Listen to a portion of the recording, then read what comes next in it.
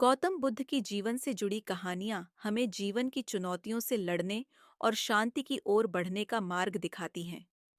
अगर आप निराश महसूस कर रहे हैं, तो यह कहानी आपकी आत्मा को शांति और प्रेरणा प्रदान कर सकती है।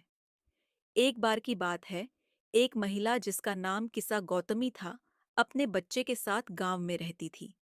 एक दिन अचानक उसके छोटे बेटे की मृत्यु हो गई।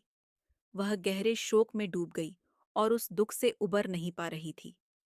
अपने बेटे के शव को गोद में लिए वह गांव के हर एक व्यक्ति से यह कहती, मुझे मेरे बेटे को फिर से जीवित करने का कोई उपाय बताओ। हर कोई उसे समझाता कि मृत्यु तो जीवन का अटल सत्य है, लेकिन वह इस बात को स्वीकार नहीं कर पा रही थी। अंततः किसी ने उसे सलाह दी कि वह गौतम बुद्ध के पास जाए। हो सकता है कि वह उसकी मदद कर सकें। किस्सा गौतमी अपने बेटे के मृत शरीर को लेकर गौतम बुद्ध के पास पहुंची।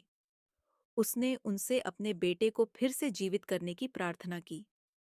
बुद्ध ने उसकी पीड़ा को देखा और कुछ सोचने के बाद कहा, मैं तुम्हारे बेटे को जीवित कर सकता हूँ, लेकिन इसके लिए तुम्हें एक छोटा सा काम करना होगा। किस्सा गौतमी ने तुरंत कहा, मैं जो भी कर सकती हूँ वह करूंगी, बस आप मेरे बेटे को जीवित कर दीजिए।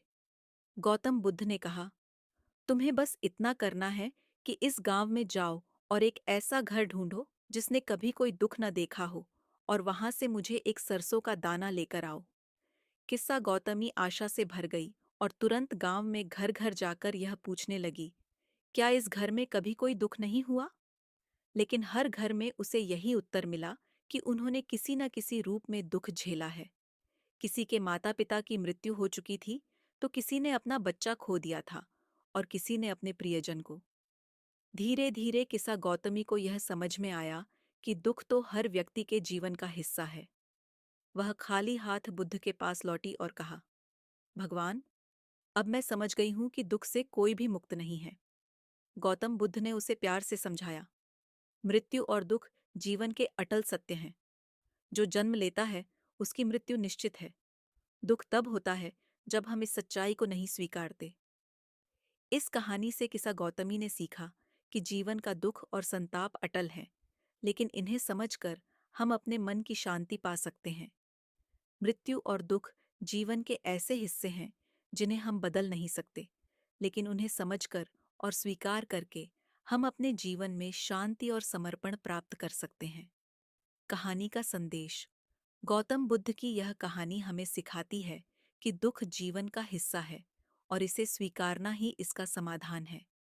जब हम अपने दुखों को स्वीकार करते हैं और यह समझते हैं कि हर व्यक्ति किसी न किसी रूप में दुख का अनुभव करता है, तभी हम जीवन में सच्ची शांति और संतोष प्राप्त कर सकते हैं।